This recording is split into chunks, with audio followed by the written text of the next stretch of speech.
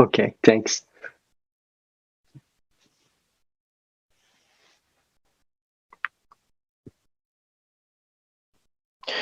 Hello and welcome, and we are now live for a special episode with Rebel News on hosting the Freedom Rallies. My name is Lewis Brackpool, and with me I'm joined with Mocha, a very good colleague and friend of mine. Mocha, thank you for joining me today. It's good to see you.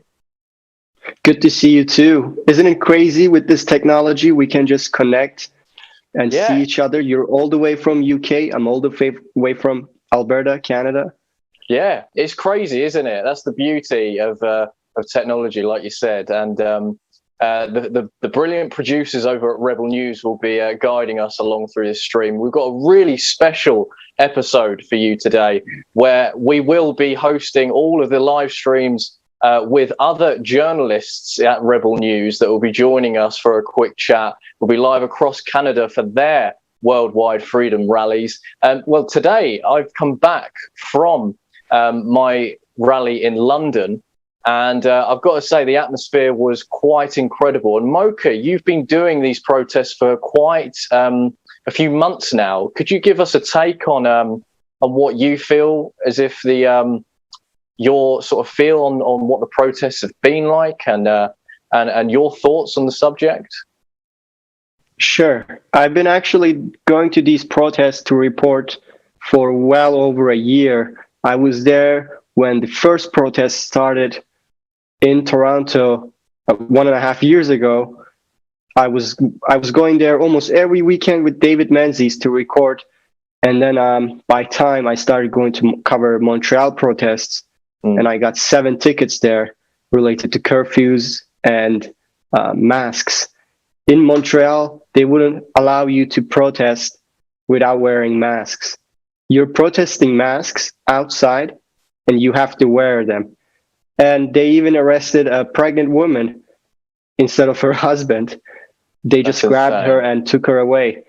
But that's the reality we are living in right now. And it feels like we're in a tunnel. Yeah. Yeah, I know what you mean. We have to find the light at the end of the tunnel. Sure. We have to. I feel as though every time I go to one of these rallies, I feel as if we're nudging towards some sort of freedom. However, on top of that, it's quite still a worrying subject because of obviously what's been happening with Austria and what's been happening with Germany as well, and other European countries that could potentially follow their line.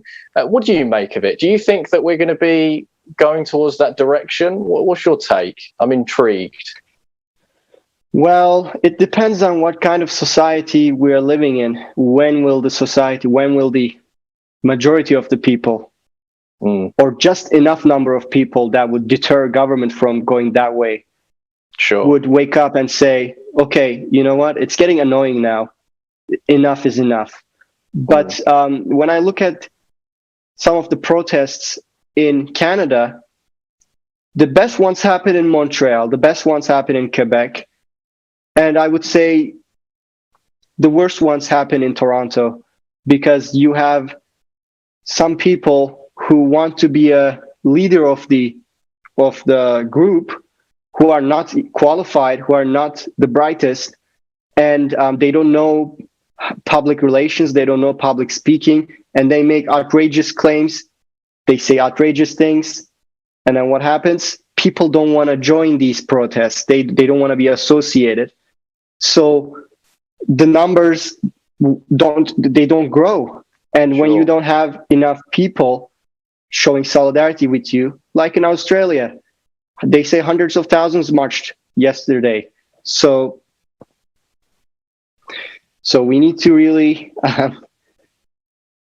just be focused, because it's our natural rights at stake here. Yeah. Now we're going to Catherine. Yeah, absolutely. We've got Catherine live in Toronto at the minute. So, Catherine, can you hear me at all? I can see and hear you both. How are you guys? I'm very well. How are you? I'm good. It's a little chilly out here today, but people are, I don't know if you can see behind me, there's about, I would say, a couple thousand people marching. We are stopping traffic right now. We're walking down Yonge Street. People are pretty excited, even though it's chilly. I've been trying to figure out what the message is that we're trying to accomplish by doing this. Because Andrew and I were talking about it yesterday on the live stream. What is the purpose of coming out here and marching every weekend? What are we asking for? And I've had a lot of mixed answers, which is kind of like, I don't know if it's helpful, because people need to have one consolidated message, I think, and a demand. And I still don't know what that demand is. A lot of people are saying they want more truth from the mainstream media. Some people are saying they want the freedom of choice on whether or not to get vaccinated. So there's a lot of different opinions. Yeah, it's exciting. What's the overall mood going on there? Is it positive? Yeah, definitely positive. People are frustrated, but also people come out here to be around like-minded people. We're getting lots of honks. I think they're supportive honks, but people are happy. People in this crowd are happy. There's music playing. People are dancing. People are nice here generally. So yeah, the atmosphere is very positive. That's good. That sounds like a lot of fun. Spirit. Big Canadian spirit right there. I love that. I can hear the chanting as well. What are they chanting? They're saying no vax pass. Cool. It's very interesting, I must say, because I was just in London and the atmosphere was extremely similar, where Londoners were protesting obviously exactly the same thing as we know, and everyone is feeling the same kind of energy. Everyone was hugging each other. Everyone was really having a good chat about the potential resistance against the tyranny. So even though dark times they feel are ahead, they still have a little bit of positivity in them. And I can definitely see the similarities here and there too, which is really cool. Yes, people are, like I said, people are positive, and it's interesting to hear that it's like a similar atmosphere in London all the way across the pond, because humans are humans, I think, at the end of the day, and they like to see their brothers and sisters. They like to see smiling faces and hugging. People are hugging, and people are coming up to me and Lincoln and Isabel, who are with me here, and saying, "Oh, we love Rebel News. You guys are the only people who are talking about what's really going on." And we've all heard it before, but it's so gratifying to know that people are all on the same page. We all have different, like I said, we all have different goals, or people who are here have different goals, but they're all happy to see smiling faces and to hug their friends and make new friends. And one gentleman I spoke to today, I asked him why he was here, and he said, I just want to learn. He was from India, and he said, in India, I haven't heard of one protest going on. So he was here to learn about the other side of the story, his words. And he wanted to tell his friends and family back in India what's going on here, and maybe they're not getting the whole truth, and maybe there are protests going on in India, but he's not getting that information from the mainstream media while he's in Canada. So it was interesting, because he was like, I don't have a demand, I just want to learn, I want to understand. So that was interesting. Brilliant, fantastic. Mocha, what do you reckon? What are your thoughts? Well, back in the days when I used to live in Toronto, I would go down to this protest every weekend to cover, and it was always peaceful up until when when the stay-at-home order kicked in, and the police decided to disperse protesters, fine them, arrest them, and it was always a fun atmosphere. There are very friendly people out there, and it's similar in all other countries where these protests are happening, because this is a matter of values. Do you value self-ownership? Do you value your rights? Do you believe that you have rights? That's the difference. Yeah, I think everyone here would agree with that, Mocha. They value their freedom and their rights. What was I going to say? I forget. You've got someone behind you as well. You're always a staple at these protests. But on the police good to see you out there. The police have been extremely peaceful. They were walking with us. There hasn't been any trouble as of yet. So I know what you mean about how, as the protest goes on and on, people start to get more rowdy and then the police start to get more frustrated. But right now, things are very, very peaceful and friendly. So I hope it continues. That's great. That sounds great. Yeah, really, really good. I just saw someone as well behind you that was handing out free hugs as well. Well, I'll be sure to get one.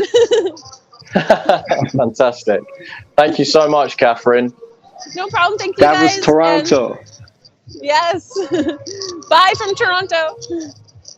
Thank you. Bye. Oh, fantastic. That was Catherine from Toronto. That was great fun. Yeah, we're going to be seeing a lot of these as well. We're going to be going around to different types of journalists all around Canada that are at the Freedom Rallies, and we're going to be speaking to them directly, which is going to be great fun. I wanted to pull up as well. Is it possible for the producers to pull up a bit of London from earlier? Is that possible? Yeah, okay. So this was from earlier. So this is a bus driver who was shaking all the protesters' hands, even though the Is this your footage? blocked. It is. Oh, yeah. Yes. And mate, what do you think of the protests? Huh? What do you think of the protests? I love it. I love it. You love it? I love it. I You love it. stand for freedom. Yes, of course. Love From day one. From day one? Yes, I'm Love telling you. that, mate. Yeah, Love yeah. that. Oh, really? Yeah. Have a good one, mate. Thank you. it's even little interactions like that. I mean, it's great fun. The fact that, you know, hard-working Londoners are still sort of getting behind that message as well, even though the poor guy's stuck in traffic. And, well, he's probably having a better day off than most people, to be fair. But, yeah, it's really good to see the similarities between that and Canada and everyone just going around enjoying themselves, even though, you know, we're in a bit of a stick.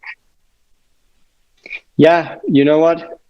Even if we don't own anything in this world, even if we come to that point where we don't own anything and we're happy, I mean, at least we should be allowed to own ourselves, our body, and the fruits of our labor. Yeah, that's wise word. Cool. So what we're going to do now is we're going to tune off from YouTube so we can speak a little bit spicier. So I believe we'll be hosting that on Rumble, Odyssey, and there's other live streams, I believe. I believe the producer will just let us know. But links are all down, I believe, in the description, so you can follow that across. Super U is another live stream as well. That we'll be moving across to, because of course the fascists over at YouTube are really throttling down on COVID content. So we're going to move across there, and I believe the producers will let us know once we have.